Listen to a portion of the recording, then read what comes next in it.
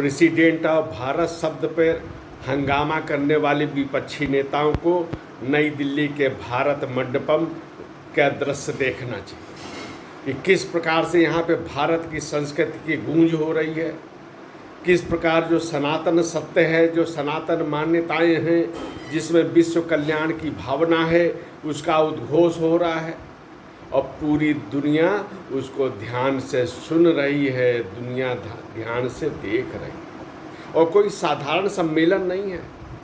G20 में दुनिया के GDP का 85% हिस्सा शामिल है।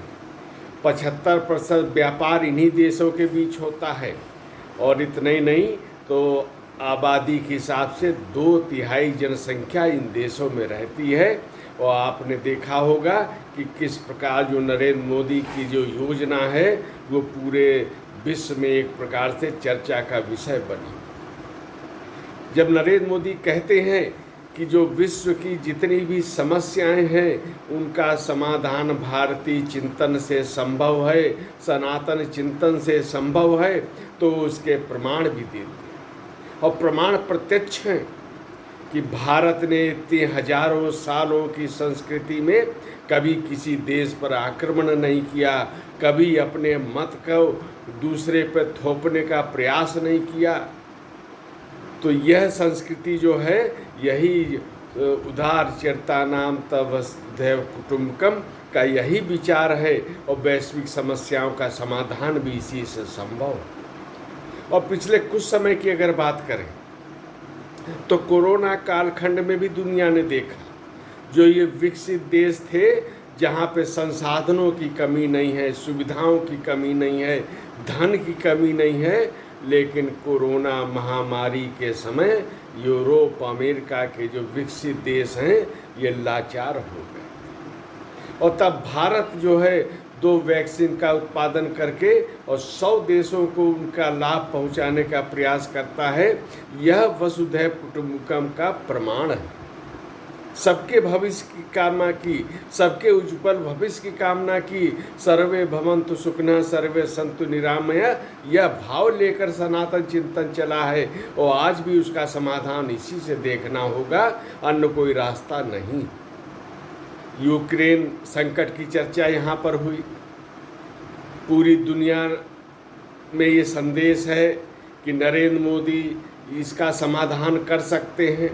और ये भी एक बताया गया कि रूस और यूक्रेन के बीच जो एटॉमिक युद्ध की नौबत आ गई थी उसका निवारण नरेंद्र मोदी के प्रयासों से हुआ, क्योंकि दोनों देश के राष्ट्रपति नरेंद्र मोदी के लगातार संपर्क में थे और इस संकट को टाला भी गया।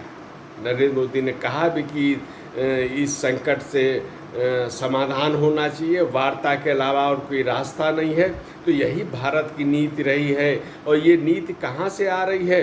तो यह भारत की जो प्राचीन परंपरा है, विरासत है, वहाँ से आ रही है। और इसको इंडिया शब्द संविधान में ठीक बात है, लेकिन जब हम दुनिया की सबसे प्राचीन संस्कृति की बात करते हैं तो वो जो भावबोध है वो भारत शब्द से ही अभिव्यक्त होता है।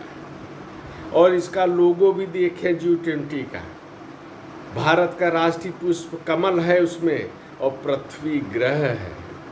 कमल में हमारी मान्यता क्या है? ये समृद्धि का प्रतीक है। और समृद्धि केवल भारत ने अपने लिए नहीं कामना की है, तो पूरी दुनिया में समृद्धि हो, किसी को कष्ट न हो, सब सुखी रहें। तो यह विचार जो पूरी पृथ्वी के लिए है, मैं समझता हूँ कि G20 का इससे बढ़िया कोई लोगो संभव ही नहीं है जिसमें पूरे धरती के कल्याण की कामना समाई। पर्यावरण की बात देखिए तो पर्यावरण का संकट जो है वो केवल भारत के पृथ्वी सूक्त से ही संभव है, जिसमें पर्यावरण के संरक्षण और संवर्धन का संदेश दिया गया है। और दुनिया मान चुकी है कि जो पश्चिमी सभ्यता ने प्रकृति का जो दोहन किया है और वो संकट में, जिस संकट में वो लोग फंस गए हैं, उसका निवारण केवल भारतीय चिंतन से ही संभव है।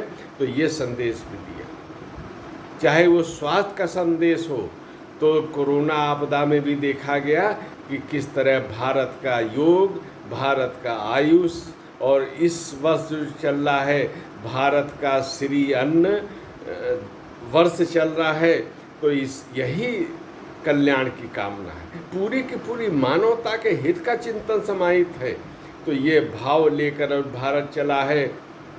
निश्चित रूप से जो विपक्ष ने विरोध किया है वो उन्हें समझना चाहिए कि नरेंद्र मोदी के स्तर की सोच, समझ, विजन रखने में वो विफल हैं।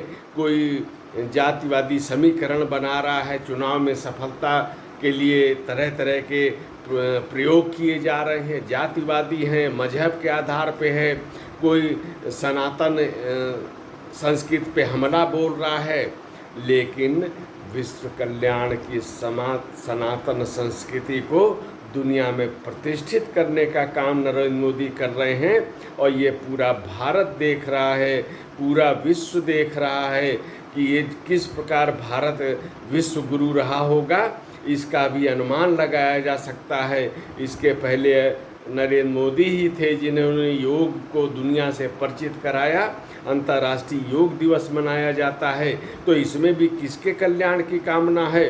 तो दुनिया के प्रत्येक व्यक्ति की कल्याण की कामना है, ये योग की कामना है, इससे अवगत कराया है। तो कुल मिला के कह सकते हैं कि जो भी लोग मोदी का विरोध कर रहे हैं उन्हें केवल भारत मंडपम का दृश्य देख लेना चाहिए कि किस प्रकार से यहाँ सनातन संस्कृति, सनातन सभ्यता की गूंज हो रही है, क्योंकि यही सत्य है।